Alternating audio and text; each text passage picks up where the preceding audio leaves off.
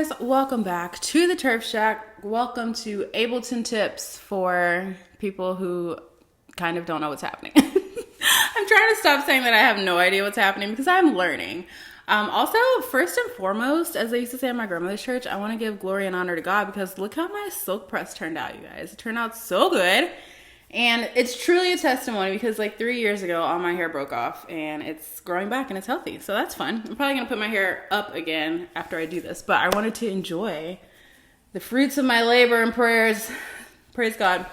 Anyways, the point of this video is about the things that I learned working in Ableton Live when I was producing the most recent project that I'm releasing, which is called Sweet Sleep. I have been like super excited and promoting my Christmas single, which I did not produce, but then this project kind of snuck in there in between. I talked a little bit about it in my last video, which is episode 43 of Color and Emotion. And in my simplicity, when I tell you guys, like, I'm a simple woman and the whole tech thing, like, I appreciate good technology, but what makes it good to me is that it just does what I needed to do and I don't have to be doing the most to get it to work, you know what I'm saying? So anyway, normally when I would film my podcast, which started as completely audio, but then I was impressed and inspired for a season to just like film it and share it on YouTube as well. For the next episode, which is actually the song stories and title track story of Sweet Sleep, I'm going to go back to audio only. So if you haven't been following my podcast on like audio platforms, you're welcome to do so. I'll link it down below. Anyways, so I didn't, like, normally what I do is I press record on my iPad, which I plug my Rode USB microphone into, and then I'll just, like, record. This is photo booth, okay? But yesterday when I was recording the podcast, I totally forgot to get my iPad and, like, set that up at the same time. So I didn't have, like, an audio-only file to upload to the podcast thing. So then I had to, like, enlist my younger brother to slice the sound out of the video that I had made. And he was like totally clowning my whole situation, but he was right because I didn't realize my camera was like oily. So I wiped it off, Micah. I hope it's a little bit more clear. So yeah. Anyways, all that to say, this is what we're working with when I talk about Ableton Live tips for people who have no idea what's going on. So what I had tool-wise on this project, we'll start there. Because as you guys know, I like to storytell when I get on here. And everything is related. Like, I just, by the grace of God, have come to be a very integrated, holistic person. And so I'm like, oh, one thing leads to another. But I also can be focused and organized. So here we are. What had happened was, I was going through some stuff, which I shared yesterday. And then I was like, you know what? I can do my sleep lullaby project because it's only going to be acoustic guitar and vocals anyway. And I now have an interface. I got the Scarlett 2i2 interface a couple weeks ago, which came with Ableton Lite. And my guitar that I've had for like 6 or 7 years at this point, that I broke in February or January, is finally repaired. And I also got a new microphone to go with the Scarlett because, as I mentioned, I was using a USB microphone, but the Scarlett interface is XLR. So those are the tools that I had. I didn't buy Ableton Standard because I didn't want to pay for it, but also because Lite came with the Scarlett interface and was legitimate, I decided to just do something with that so I could kind of get a feel for whether or not I even need to upgrade, which I decided that I do because I missed some of the features that were available to me when I did my very first trial of Ableton, which I think was like 11. But for example, I found working on this project that I didn't have as much control over the frequencies that I wanted. So basically, the way I think about it is through the lens of photography. Because I really love photography. And I'm not like a technical person. I'm a very organic person. So when I say I love photography, like what I love is like capturing the moment. I think what I'm coming to realize is that I appreciate developing skill in a thing and then using technology to supplement skill rather than relying on technology to compensate for a lack of skill. And so when I take photos, I like to really get like the composition strong. I like to have good lighting naturally if I can. And then I go in and enhance that with like simple filtering and like recipes, if you will. So when I was working on my very first project, I was in the room with the person who was producing it, and I saw like, oh, basically he's just editing this the same way that I edit photos. And that kind of gave me a framework to work with. And so similarly in Ableton specifically, you have like these little effects that you can put onto the file that you've created that is sound, and it will filter the end result.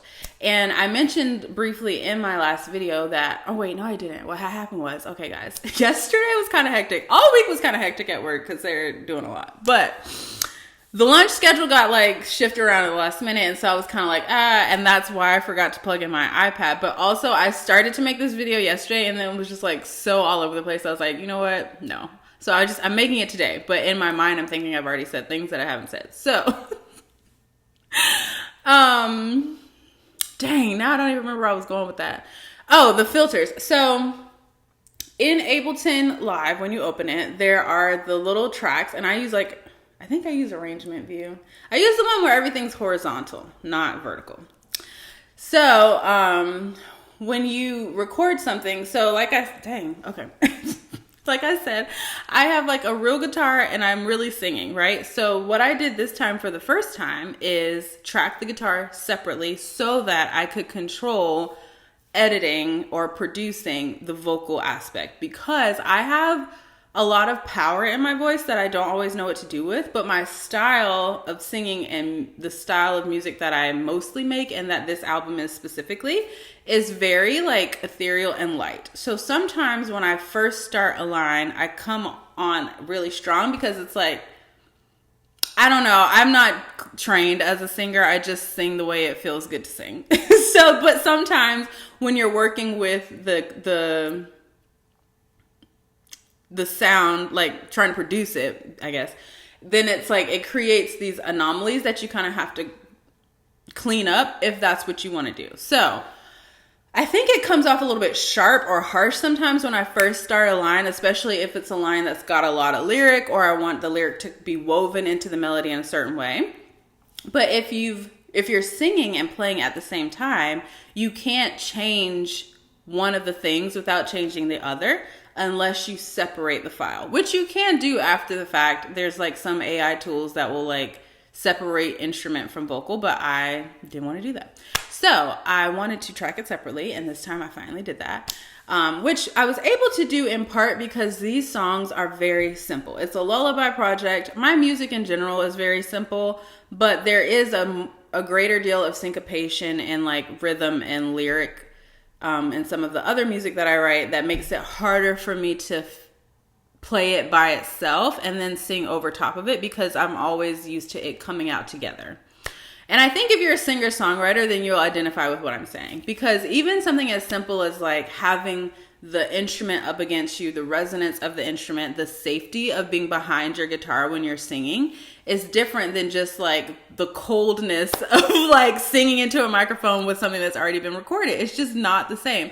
But by the grace of God, I'm like figuring out how to do all the things, right? So I tracked it separately, which allowed for me to go in and clean up some of the like breath before a line starts, or like soften some of the syllables or whatever. I was working with Ableton Live and I'm very new to this, so I don't have all the tools to kind of like address the S's and like the whistle that sometimes comes out. I just use like a basic de-esser sometimes, but it seems like it kind of works the same as a compression thing, because it just makes it like louder. So I don't know what that's about, but that's what I was working with.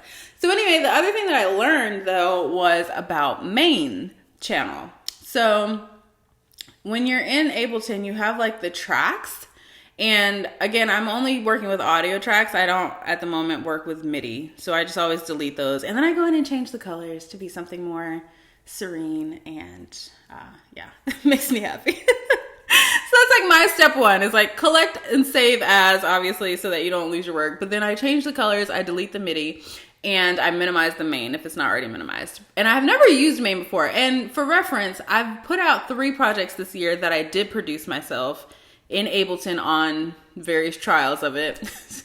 So I've gotten like a little bit more familiar with it, but it wasn't until this project that I actually paid attention to and recognized what the main channel accomplishes, which is a sense of cohesion. So the way it kind of like strikes me, going back to the photography metaphor, is after you've edited something, sometimes it can like be the final touch to like brighten it just a little bit, or like fade it just a little bit, or even like if you think about makeup, like blending, and then you use like a setting powder or like a highlight or something that kind of like pulls everything together. That's what the main channel does. And so what I figured out though, because I did put out 2 separate versions of the record, because I had done the guitar separately and I wanted to fully produce the guitar before I sang over it so that I could sing to the track, you know, I just released that as like an instrumental. So in the instrumental, there is a lot of reverb on the guitar itself, because like I was saying in my previous video, this I did talk about, I got very reverb happy because it was like only thing in there in Ableton Light that you can really use. And because I was kind of going for a feeling of like echolocation for this lullaby project. So when I started to do the vocals, and I was like, I didn't want to overproduce it, but I did want to do something to treat the vocals. And so then I realized it was like way too much going on. And for me, I'm not somebody that spends a lot of time with headphones on. Like, I feel like that's how they get you. Like, I have my own thoughts about earbuds and like wearing earbuds all the time, but also just, I don't know. Like, my lifestyle doesn't really require me to have headphones a lot. Well, that's actually not true. I think part of the reason that I don't wear them in my recreational time and free time is because I work in customer service and I'm on the phone all day with headphones. So maybe that's part of it. But when I listen to music, especially when I lived in North Carolina, I like drove everywhere all the time by myself. So I was like constantly listening to music in the car, lived by myself, and I had music on or whatever. And even when I like lived with roommates, I just listened to it like on my phone or my iPad, which is kind of sad because honestly, the sound quality is not that great. I should get a new speaker. Anyways, the point is, I don't listen to music through headphones all the time. So when I was producing, just even listening to music in headphones for fun was like not something that I am in the habit of. And so it felt, and I don't know if it's like the headphones I have too, because that's the final piece of equipment I guess I didn't name. So at my job, one of the guys who's no longer with us ordered me this like Audio-Technica headset. And I was like, this is really great, but I don't even think it has a built-in mic. Like, people still can't hear me on the phone. So it worked for a while for what I needed it to do at work. And then that made me feel not guilty about using it in my personal life. But then after a while, it just like was not doing the job. So I've been using it as monitors. But it feels like there's like pressure in there. And I'm like, I couldn't figure out if it's just like frequencies that I didn't have the ability to like carve out with some of the tools in Ableton, or I don't know. So I still kind of don't know.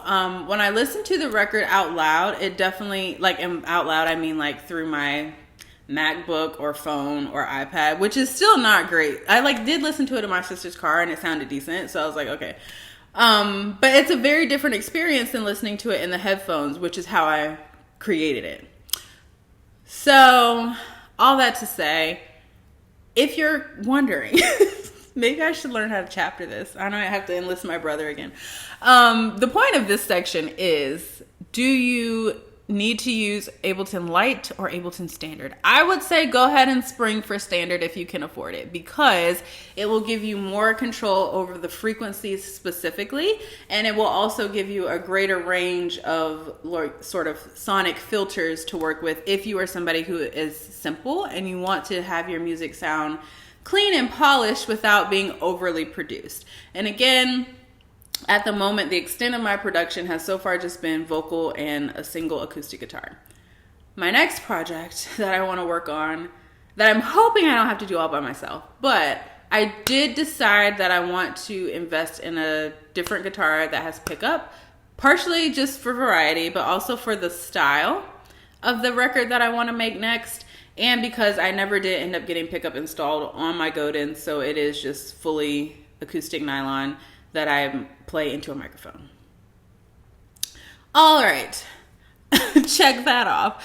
So the other tip though related to that I wanted to give was to write down the recipes that you have when you're working on an album, especially if it is like a full album and you want to have cohesion, as opposed to a single where you can kind of just work on that song and then put it out there. So what I did was just in a notebook, because in my songwriting notebook actually, which I don't have with me, but I wrote down like what I put in the mains. Oh, that was the other thing. Sorry, let me finish this thought and I'll go back to that. I wrote down specifically what I put in the main, down to the settings. So like, for example, in Sweet Sleep, I used Arena Tail as one of the reverbs. And so I didn't use the exact same percentage of wet dry in every single track, but I did start in the same place and work for consistency and allow for flexibility and fluctuation based on whatever else was going on in that track. And so I would write that down and then also just kind of make note of like what are the other things that I'm like working with. And then also Ableton has like a favorites. So if I found that I liked something, I just put it in the favorites so that I could have easier access to it and not have to hunt it down later. Because the thing about Ableton Lite is that it will show you all the things you can't use. And then you click on it and it'll be like, sorry, you need to upgrade.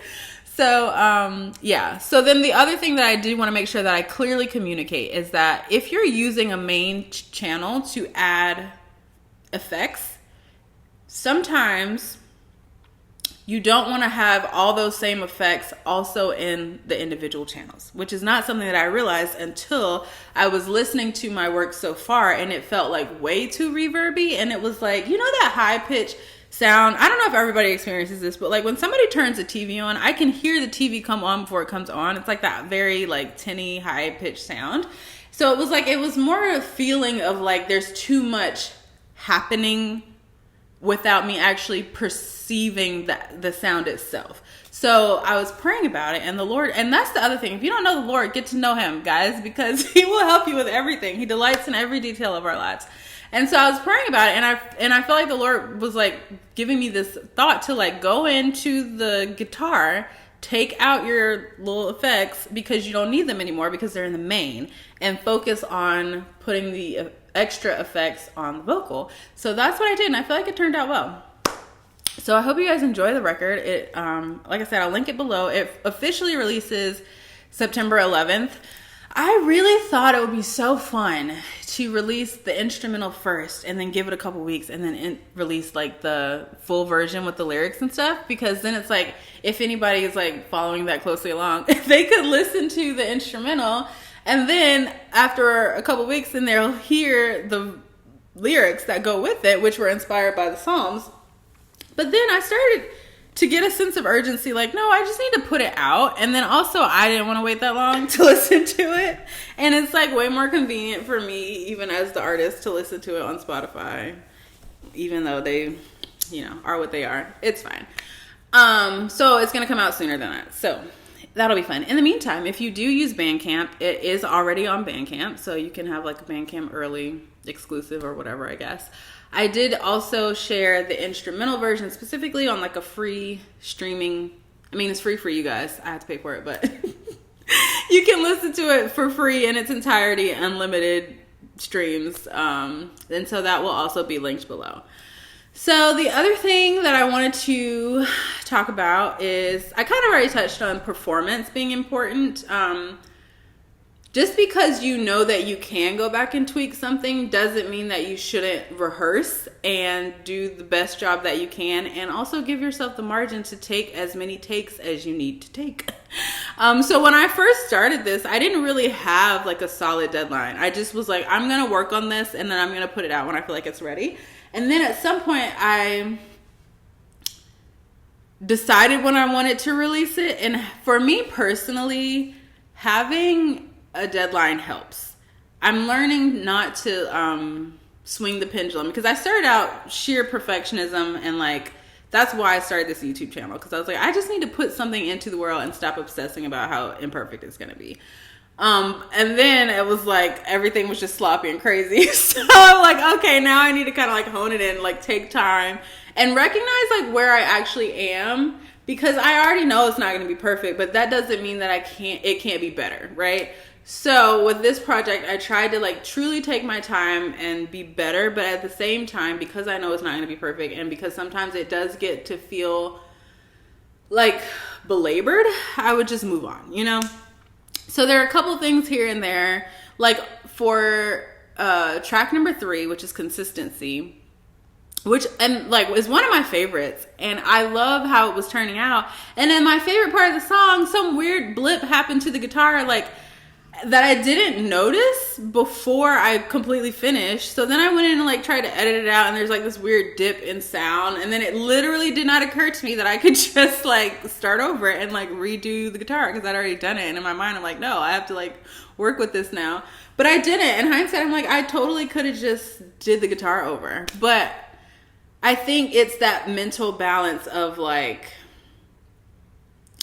it's a gamble, because you don't actually know if the next take you're going to do is going to actually be better, right? And so it's like, do I just work with what I have now, or is me trying to fix it going to make it worse, and then I'm going to lose the plot and everything? Like, you know what I mean? So I think those are some of those things that you just kind of have to work through. It's like a dance for your own self. You got to figure out what that looks and feels like in your projects.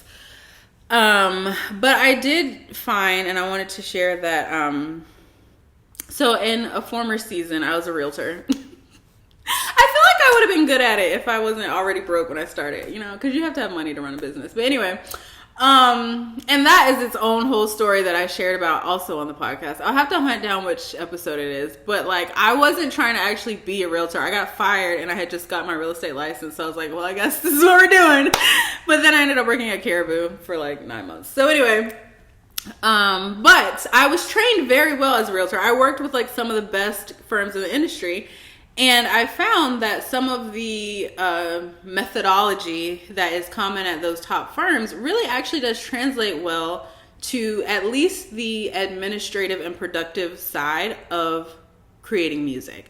So like, I've had to learn, as somebody who is naturally very structured, and I like schedule, I like lines, you know, I've had to learn to give myself space and margin to just live and be a person, and just, you know, give space for creativity to happen. But once it happens and you now have to do something with it, it can help to do things like time block, which is just a fancy real estate way of saying scheduling it in. You know what I mean? So it's like, if you have to do an administrative task and you don't have help, sometimes it can be really helpful to just like block off amount of time to do it and just make it a thing. Like, go get coffee, get a great playlist, sit down and do it. So for example, like entering metadata into CD Baby so that you can actually distribute your project, or registering your songs on ASCAP or BMI if that's what you have, or like even just sitting down to think through things. Like, even as a creative person and somebody who's fairly intuitive, like sometimes I have to schedule time to sit with something so that I don't end up compartmentalizing it in the long term.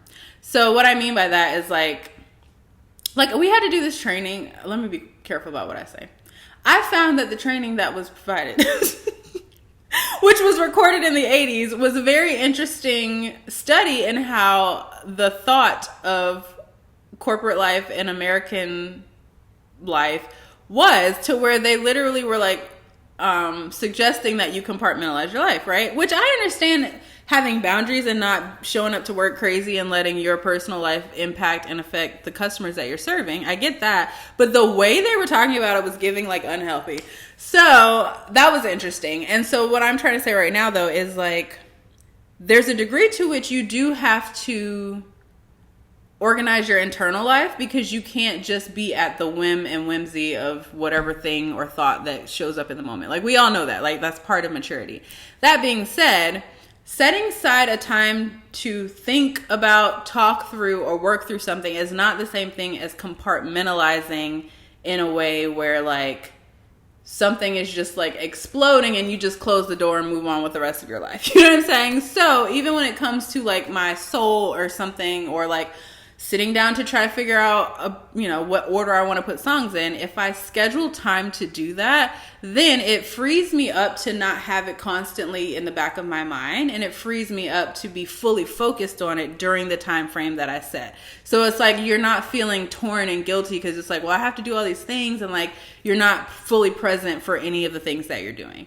So that's just a little tidbit from the real estate world. Also, checklists. So like, for example, I have checklists that I have for album projects as well as when I do podcast episodes. So it's like, I want to remember to actually put at least a half a thought into the show notes for my podcast. So I need to type out something to put there.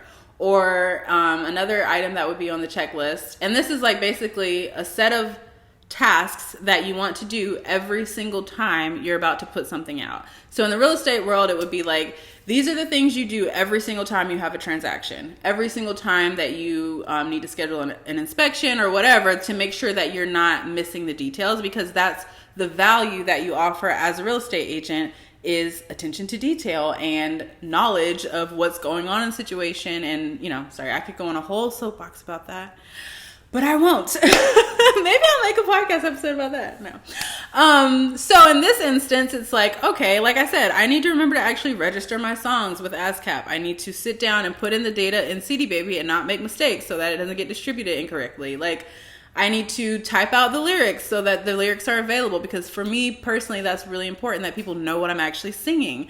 And along those lines, I like to make graphic lyric cards so that I can post them. And then I make a, sub checklist of like, where am I going to put the lyric cards? Reddit, Instagram, YouTube community, or Pinterest. Like, and I do give myself creative flexibility, but I at least have a frame of reference for like a path forward, So I won't belabor that point, but it is an Ableton tip. Make yourself a checklist. Write down your recipes. Like, be administratively organized. And if you need to, go have fun at Target right now. I mean, this is not sponsored, or don't go to Target. I don't know, whatever. But the point is, like, get an agenda, right? It's back to school. Get some notebooks and, like, make it a thing. So anyways, the other thing I want to talk about, I've already kind of touched on that. I've already talked about talk to the Lord, amen. He will help you. The other thing that I wanted to, just as a tidbit, is, oh, I don't even have them. That's funny. I was going to talk about my blue light glasses. So like, one of the guys that I follow, who is a really excellent, phenomenal, gifted producer and a really great teacher and coach. He was, one of his like tips for beginners or whatever, or people who just need tips, is about mixing as low in volume as you can so that you preserve your ears, because you just have the one pair, right? Like, so I really appreciate that. And again, I don't live with headphones on all the time. So I think that helps too, if you're like mindful of like, what are you doing with your ears when you're not sitting at the computer producing, but also your eyes. And so, because again, I work in customer service. I actually work in real estate industry still, but I do the customer service side for like the technology and tools that the realtors use instead of actually working in the field. So I'm in front of the computer all day. And when you're working in Ableton and you're like staring at like the things, I feel like also get a pair of blue light glasses. And depending on what kind of headset you have, if you're working with actual headphones instead of like, fancy monitors, you don't want to create too much tension right here. But if you can figure it out, or even just for like a little while, consider wearing blue light glasses so that you're not just whole entire jacked. So anyway,